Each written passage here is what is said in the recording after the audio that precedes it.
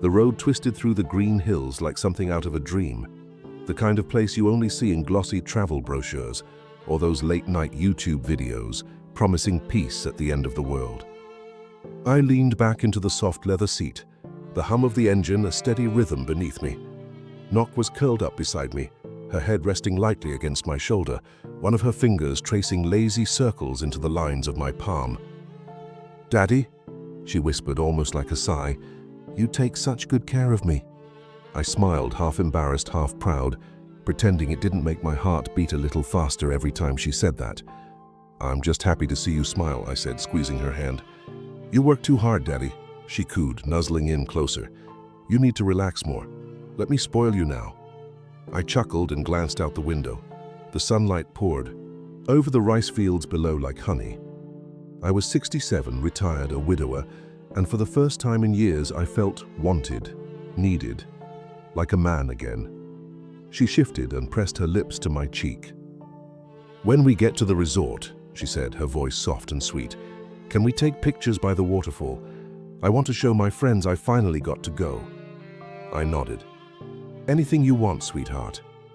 She laughed at that, a light, airy sound that made my chest ache with something warm. I looked at her then, really looked, and felt that strange rush again. Half my age, skin smooth and glowing, eyes bright. There were days I couldn't believe she chose me. "You ever been before?" I asked, brushing her hair behind her ear. "Never," she said. "Too expensive. But you make dreams come." "True." I didn't know what to say to that, so I kissed her forehead and looked out the window again. The road was narrow and winding now, cutting through thick forest. It felt like we were leaving the world behind. The van slowed a little as it hit a bump, and I caught the driver's eyes in the rearview mirror. Boone. Quiet kid. Maybe late 20s. I'd hired him a few months back, mostly because Nock said he was a safe guy. Didn't talk much, didn't drink. He loaded our bags without a word back in Chiang Mai, and hadn't said more than a polite nod since. "He's like a ghost," I once told Nock, half joking. "Good ghost?" She said, "Us, he don't look at me like other drivers, respectful." I didn't press it, I trusted her. That's the thing, I really did. Maybe too much. As we curved around another bend, she sat up straighter and leaned over the seat. "Boone, how far now?" she asked in Thai. He replied something short. I didn't catch it all, but Nock turned back to me with a grin. "Maybe 20 minutes, Daddy, you okay?" "Better than okay," I said. "This is the best I've felt in a long time." She rested her head on my chest again, and for a few quiet minutes, we just listened to the hum of the tires and the sound of distant birds. "Do you think we can stay longer?" she asked suddenly. "Maybe extra night if you like it." I looked down at her. "Of course. If you're happy, I'm happy." She smiled and kissed me again, a little slower this time. I didn't care. If Boone saw, let him see. I'd earned this peace. We passed a small village with kids playing barefoot by the road. So I waved. One of them waved back, laughing. Nock chuckled beside me. "You look so cute when you wave at people like that." I laughed too. "Well, they're not used to old white guys rolling through in vans." "You not old," she said quickly. "You strong, you funny, you kind, you sexy daddy."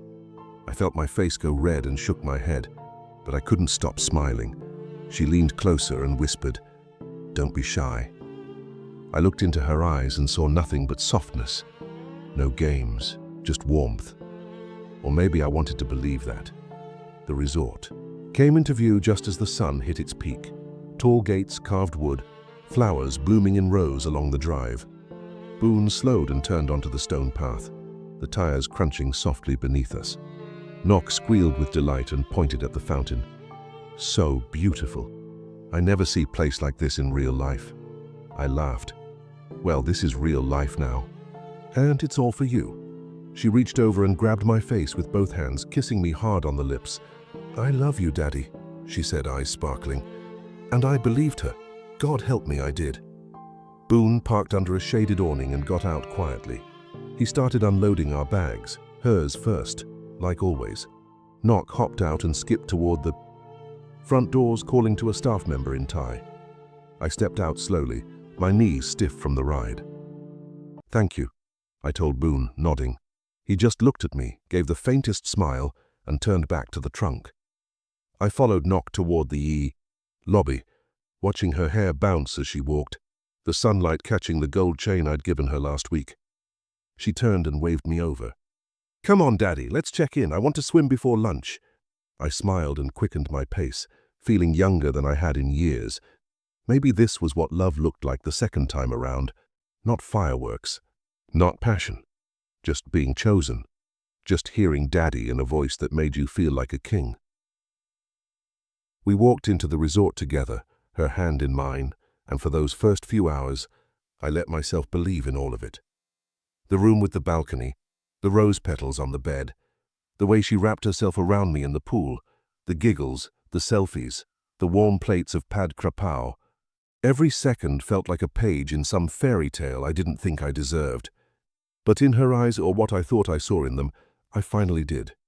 It started with a beer and a smile I didn't see coming. I was sitting at this tiny street cafe just outside Tafi Gate, nursing a cold singer and watching the scooters roll by like ants in a hurry. It was late afternoon, warm but not sweltering, the kind of weather that makes you forget where you are. She walked by with a basket of mangoes, and I don't know why I noticed her. Maybe it was the way she tilted her head when she laughed with the vendor, or maybe it was just the yellow dress.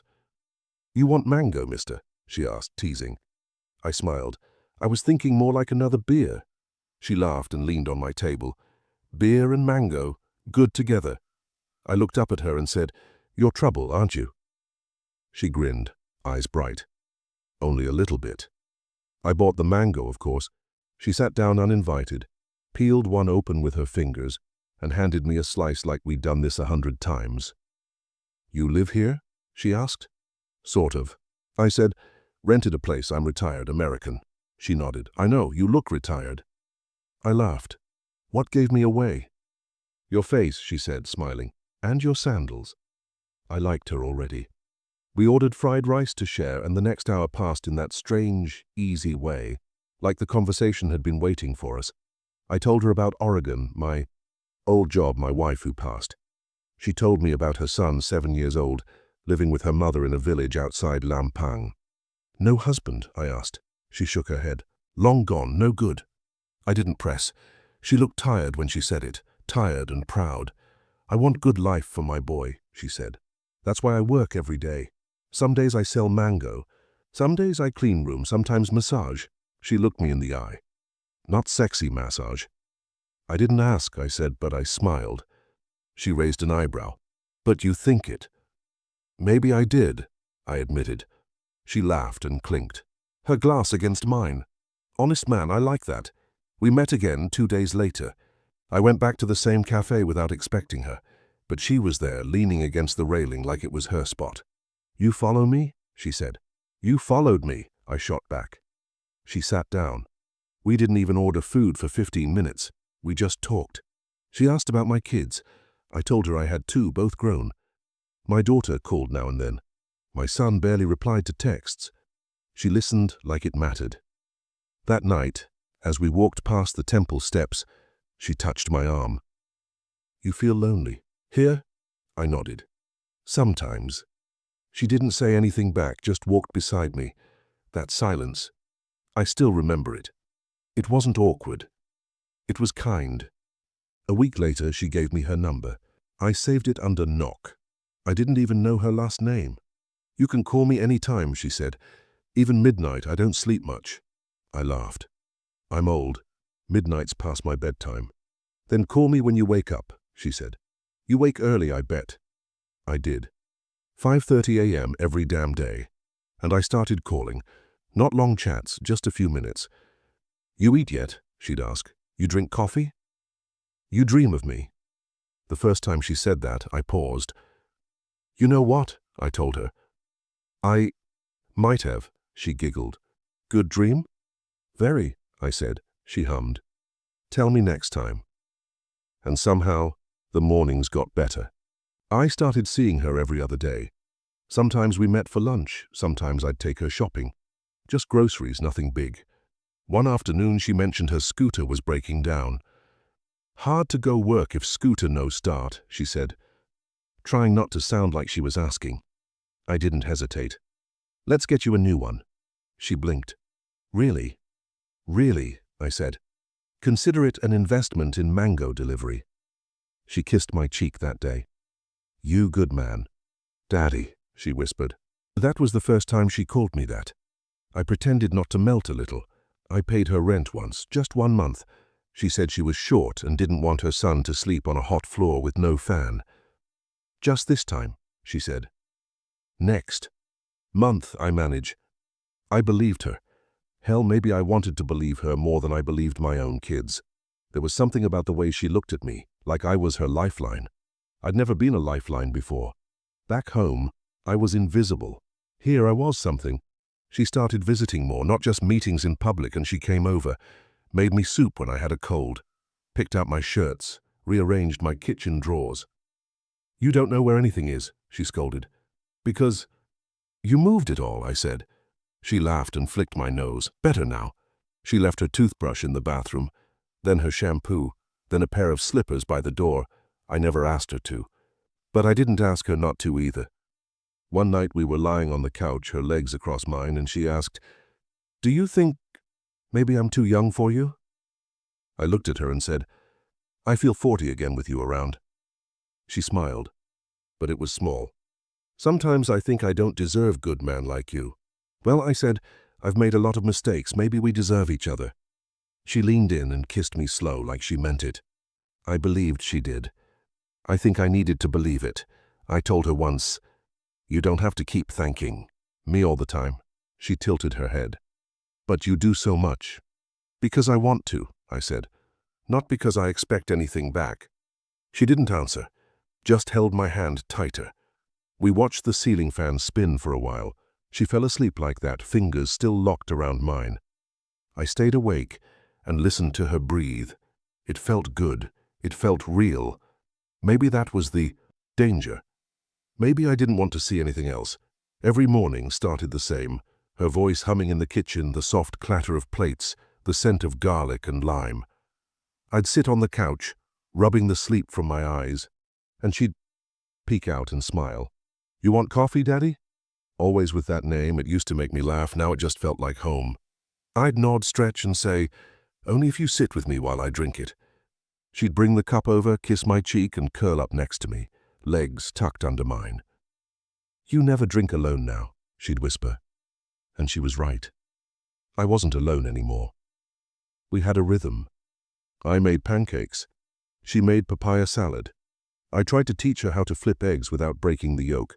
She tried to teach me how to cut chili without rubbing my eyes after. "You still not learn?" she'd giggle, handing me a wet cloth. "Hopeless farang. And still you stay with me," I'd say. "Maybe I like hopeless," she'd tease. I smiled more in those weeks than I had in the last 5 years. The kind of smile you forget you're capable of. One night she lit candles during dinner, for no reason. "You make me feel like lady," she said, eyes soft. "You are a lady," I told her. "A beautiful one." She leaned over, kissed my hand, and said, "You are my everything." I didn't know what to say back, so I just held her hand and let the silence speak for me. She started staying more often, a few nights a week at first, then most, her slippers by the door, her clothes folded in the drawer next to mine. "Maybe I keep some stuff here," she asked once. "Or two." "Soon?" "Keep it," I said. "Keep everything you want."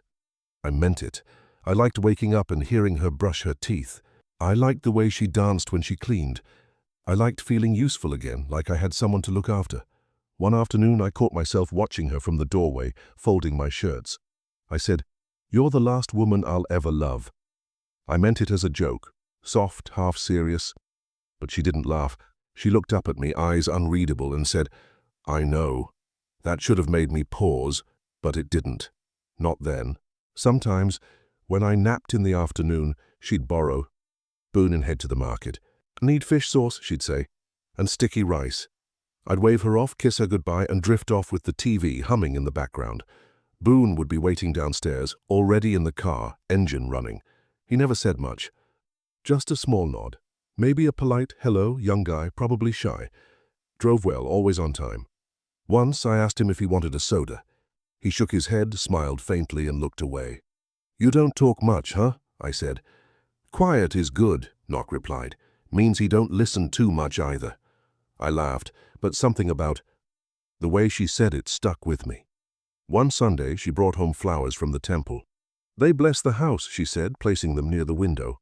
"Make everything good." I touched her back gently. "Everything's already good."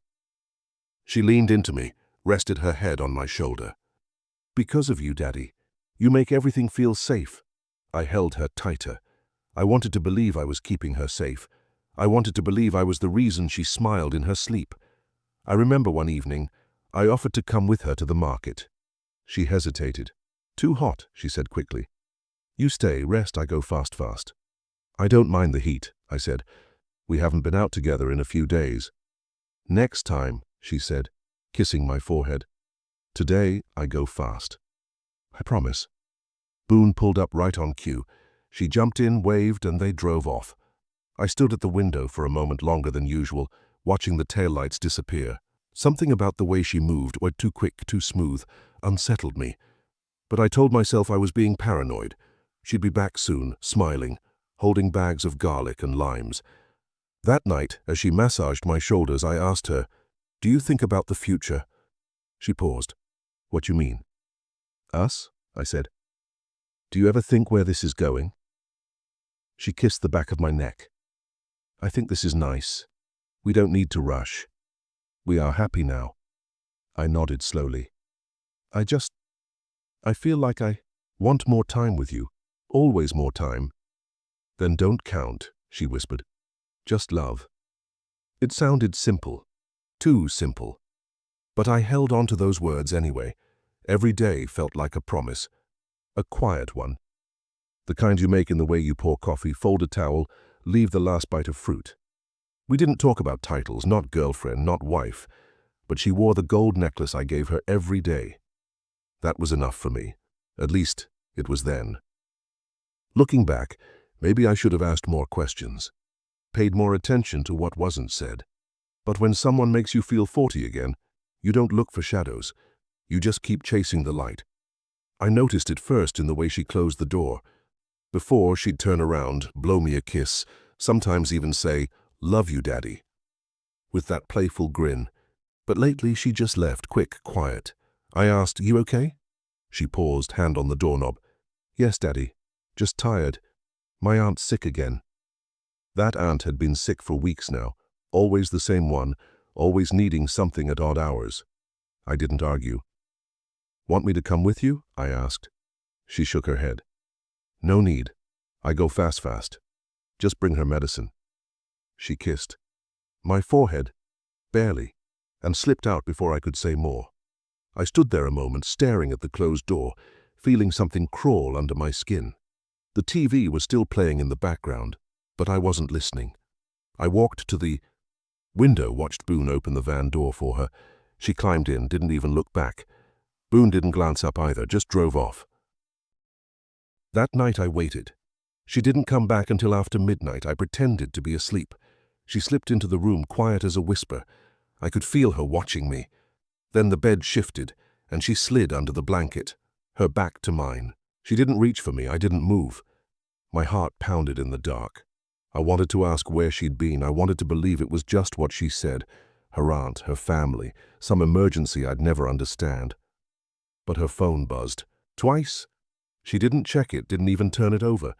It just buzzed and buzzed, screen down, lighting up the ceiling. My stomach turned. I kept my eyes shut. The next morning, over eggs and toast, I said, "You were out late." She yawned. "Aunt very sick, vomit, high fever. I take her to clinic." "You didn't answer your phone," I said. She looked up. "I know, hear it." "It buzzed right next to you."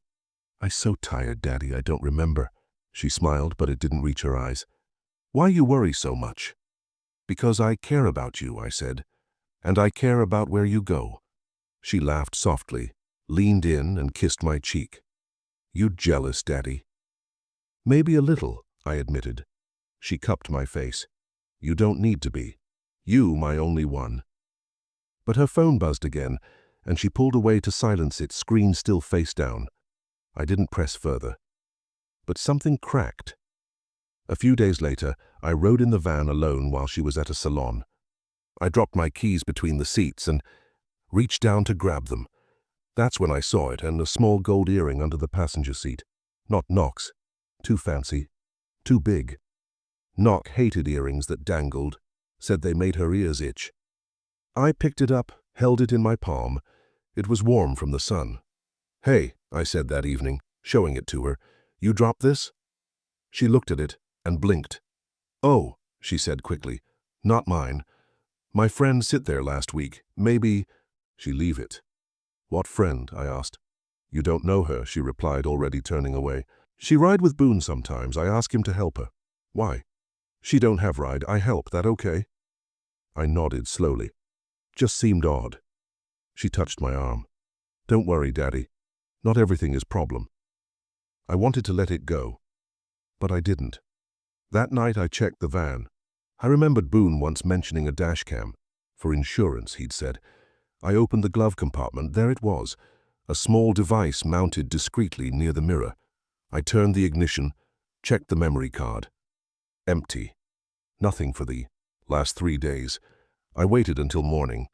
When Boone showed up, I asked, "Is the camera working?" He shifted his weight. "Sometimes glitch," he said. "I fix." "You disabled it?"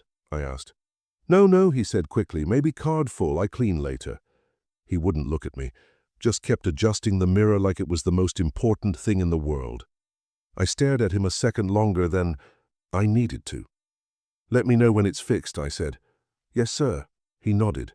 Still didn't meet my eyes. That night, Nock curled up next to me on the couch. "You quiet," she said. "Everything okay?" "Just tired," I said. "Long day." She rested her head on my chest. "You think too much," she murmured. "You always thinking." I ran my fingers through her hair. "Only because I love you." She smiled. "Then don't worry." Her voice was soft. But my heart wasn't. My gut twisted every time her phone buzzed. Every time Boone arrived too early or drove off too fast. Every time I caught her smiling. That same smile she gave me at the beginning, now thinner, sharper, less real. I tried to tell myself I was being paranoid, that love wasn't perfect, that sometimes trust was about looking past what you don't understand. But then her phone buzzed again, and she picked it up, walked into the other room, and shut the door behind her. I sat in the silence, the air heavy, and wondered who she was really talking to. I stared at the earring still sitting in the ashtray. On the table, she never took it, never mentioned it again. Neither did I. But it sat there like a whisper I couldn't unhear.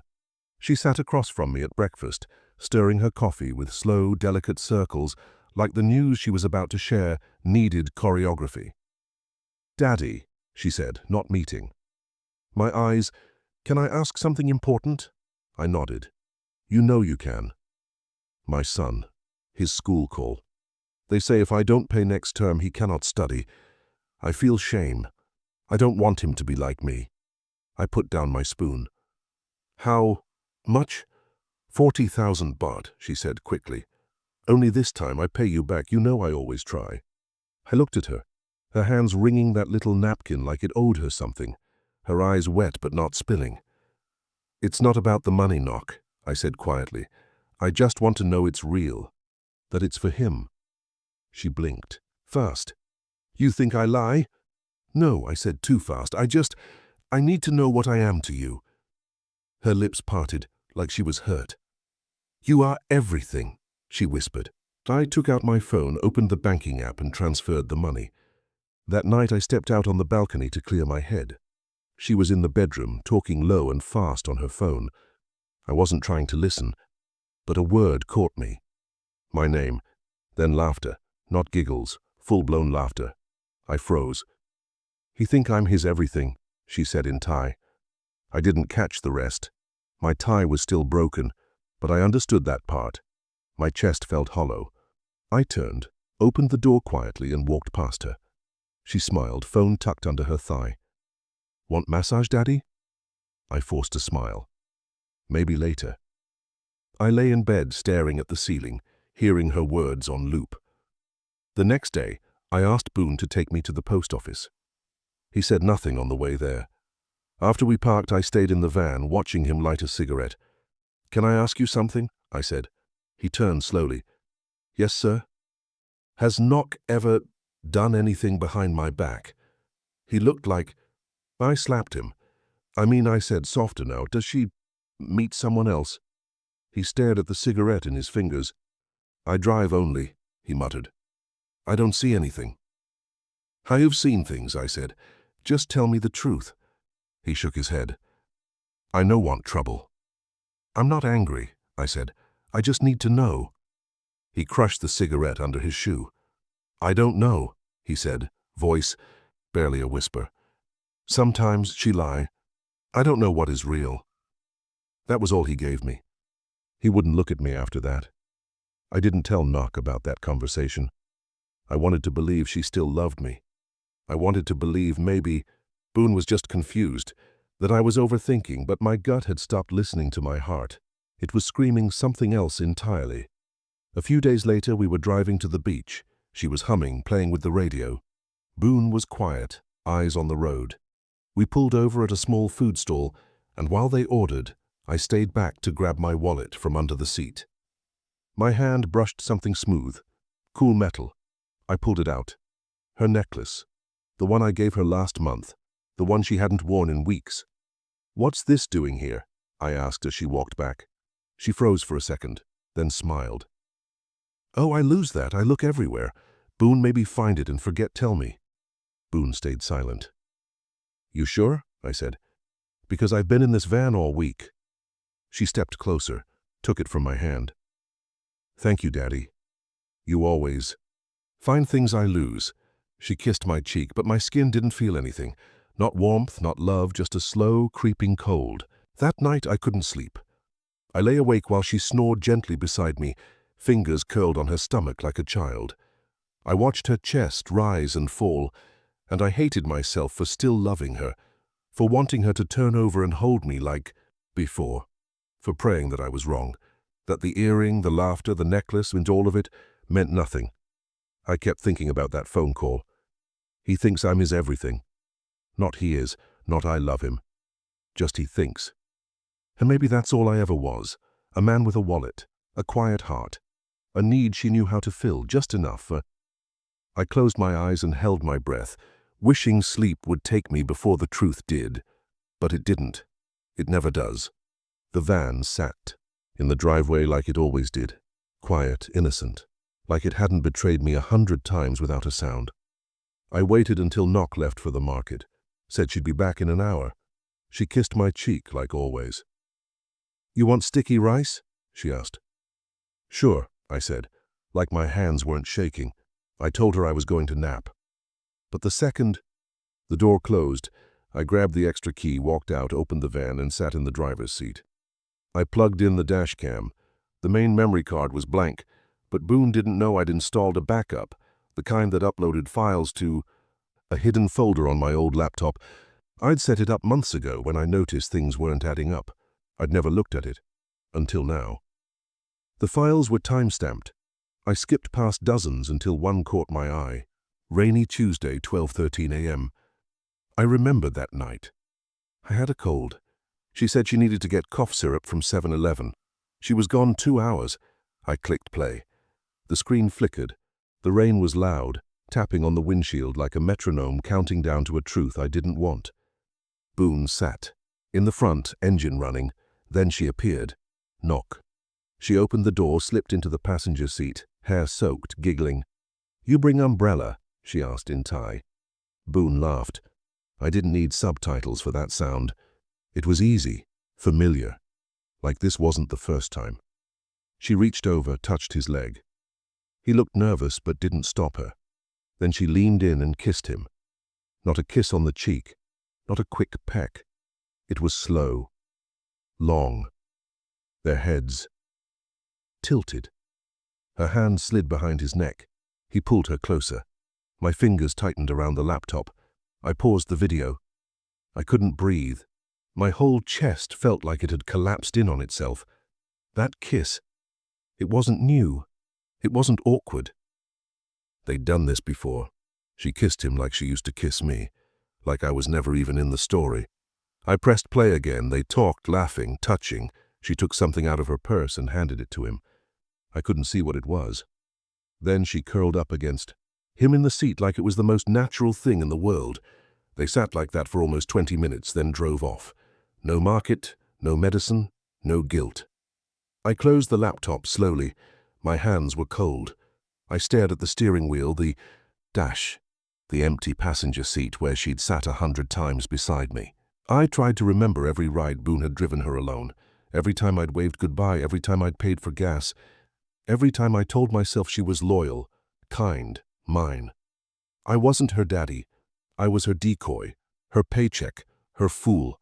My throat tightened, and I tasted something bitter at the back of my tongue. I wanted to scream, I wanted to cry, but nothing came out. Just silence. I sat there in that van for what felt like an hour, watching the rain slide down the windshield like it was trying to wash the lie away. She came home later, smiling. "They no have good mango today," she said, holding up a bag. "But I get your favorite rice." I nodded. "Thanks." "You okay, Daddy?" she asked. "You look tired." "Didn't sleep much," I said.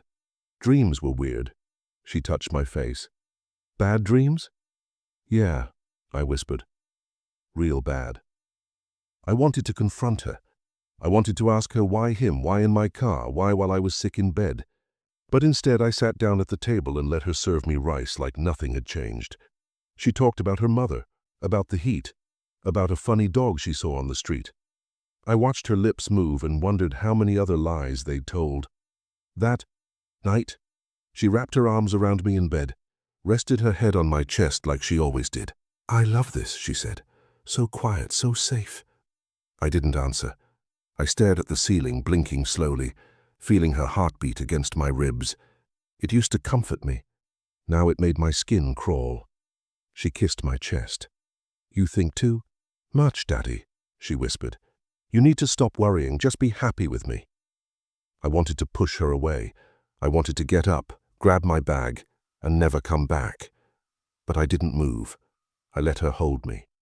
I let her think I was still hers. Because even with everything I'd seen, I couldn't make myself stop loving her. I hated that about me. I hated that my heart still fluttered when she laughed, that I still checked my phone hoping for her texts, that I still looked at her like she was the woman who saved me from loneliness. But she wasn't. She wasn't my savior. She was the lie I clung to, the dream I paid for. And now I couldn't unsee the truth. I wasn't her man. I wasn't even in her story. I was just the cover for something darker. And worst of all, I let it happen. Eyes open, heart wide, hands out, I let it happen. She moved through the kitchen like nothing had changed, humming that same soft tune she always did while cracking eggs into the pan. The smell of garlic hit the air and I just sat there at the table, pretending to scroll through my phone, pretending I hadn't seen the video, pretending she wasn't kissing another man in the same van I'd bought, the same seat I used to sit in beside her. "You want rice with eggs or toast?" she asked, not even glancing back. "Rice is fine," I muttered. My voice sounded too calm. She plated the food, kissed my cheek like always, and sat across from me with her own bowl. "You no sleep." "Good?" she asked, eyes studying mine. "You look tired." "Didn't sleep much," I said. "Weird dreams." "Dream about me?" she teased. I looked at her, searched her face for anything different. Guilt, shame, hesitation. Nothing. Just the same smile. "Yeah," I said. "Something like that." She didn't press, just kept eating, humming between bites. All day I moved like I was underwater. She asked if I wanted to go to the market with her. I said no. She kissed my forehead and left. I didn't follow, didn't check the van, didn't check the dash cam. I already knew what I'd find. I sat on the couch and stared at the wall until my coffee went cold. When she came back, she brought mango sticky rice and called me Daddy again, like it meant something, like it hadn't been said to someone else in a dark alley. I took the bag from her, thanked her, even smiled. I hated that I smiled. I hated. That part of me still ached when I saw her walk barefoot through the hallway in that old t-shirt of mine. That night I waited until she got into bed. She curled up next to me, arms around my waist, head tucked under my chin. You smell like mango, I whispered. She giggled. I eat too much. I held her for a while, just listening to her. Breathe. My fingers grazed her back. Her skin felt the same. Her warmth was the same. But something inside me had changed. I stared into the dark, heart pounding, throat dry. Knock? I whispered. Hmm? Do you love me? She didn't move for a second. Then soft as always. Of course, Daddy, why you ask that? Just wondering, I said. She pulled herself closer, lips brushing my neck. You think too much, she said. You always think. I closed my eyes, but I didn't. Sleep? I couldn't. I lay there with her wrapped around me like a secret I couldn't carry anymore.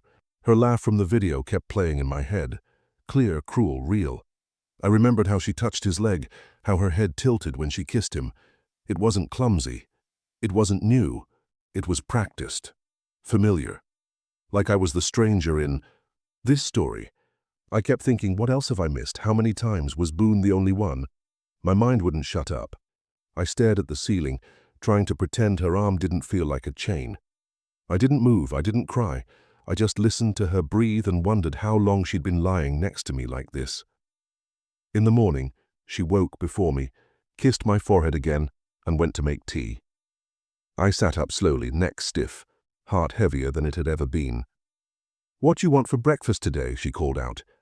Nothing, I said. I'm not hungry. She peeked around the corner. You okay? I nodded. Just tired. Still dream bad? Yeah, I said, I still can't wake up. She didn't understand, or maybe she did, I didn't care anymore. I looked at her standing there in my t-shirt, hair messy, holding 2 mugs. I used to think she looked beautiful like that. Now all I saw was someone who could kiss me goodnight and someone else good morning. I didn't confront her. I couldn't. Not yet. I wasn't ready to let go of the lie, not when it still called me Daddy. I wrote the note before sunrise, just a few lines. I need some space. I'm flying home for a bit. Take care of yourself. Be well. I left it on the kitchen, counter next to the tea bags she liked. I didn't sign it with love, just my name.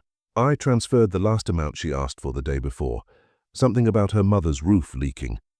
I didn't ask for proof, didn't even question it, just sent it. Then I packed a single bag, took a shower, and stood by the window for almost 20 minutes waiting for the van. When Boone arrived, he didn't say anything, just opened the trunk, tossed in the suitcase, and got behind the wheel. Airport, I said. He nodded once, pulled out of the driveway, and didn't speak the whole ride. She didn't come out to say goodbye, didn't call from the bedroom. I didn't even hear the floor creak. Either she was still asleep, or she was pretending to be. Maybe both. I watched the road blur past, my hand clenched around the folded boarding pass. Boone didn't look at me. I didn't look at him.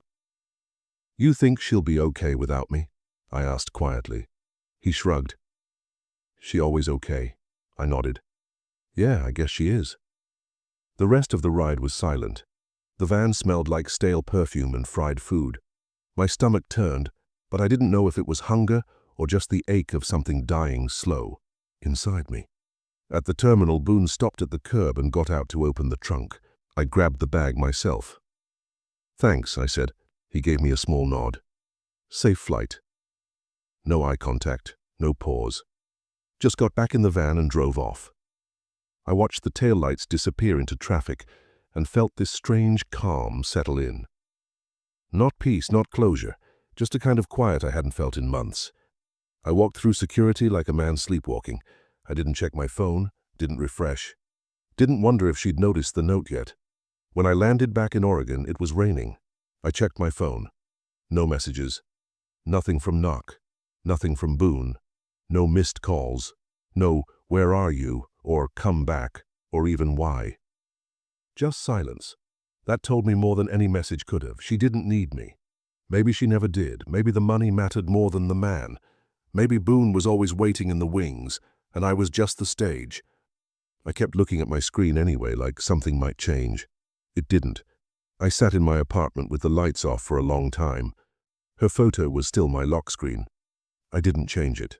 Not yet. Not because I still believed in her, but because I needed to remember exactly what it felt like to be wrong. Her goodbye wasn't a fight, wasn't a slammed door. It was no door at all, just silence. Just a man walking out while she slept or pretended to. Just a van pulling away without looking back. That's how it ended.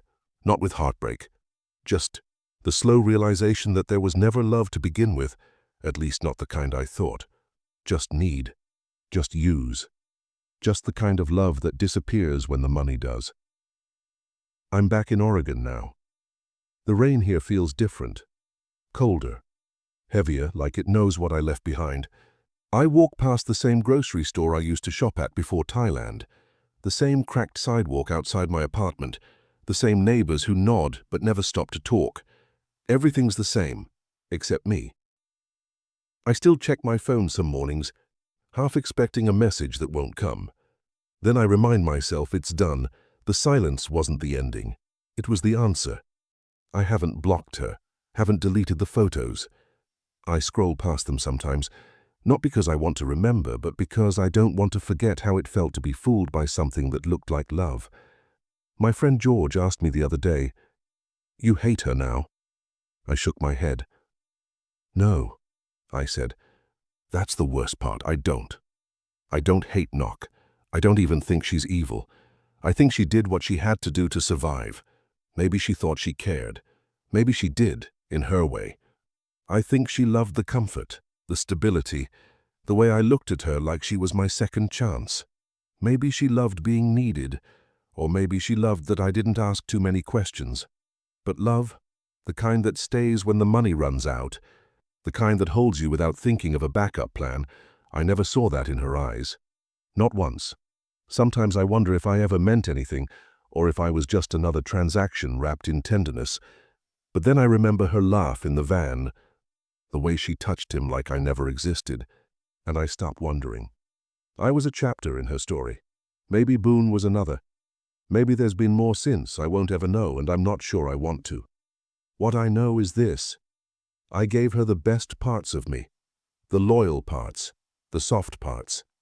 The man I hadn't, been in years, and she gave me back a story I'll carry for the rest of my life, not with anger but with understanding. I don't miss being Daddy. That name doesn't live here anymore. I make my own coffee now, fold my own laundry, walk without waiting for her voice behind me. It's quiet, sometimes too quiet, but it's honest. This morning I opened my old journal and wrote one line. You were the lie that reminded me I still had the capacity to believe. I closed the book and smiled, not because I'm healed, but because I'm healing. She's probably back in Chiang Mai now, maybe with someone else, maybe still telling stories that get her what she wants. That's not my story anymore. I've stopped writing about her. I'm writing about me now, no more second chances for someone else's benefit. No more pretending, just me.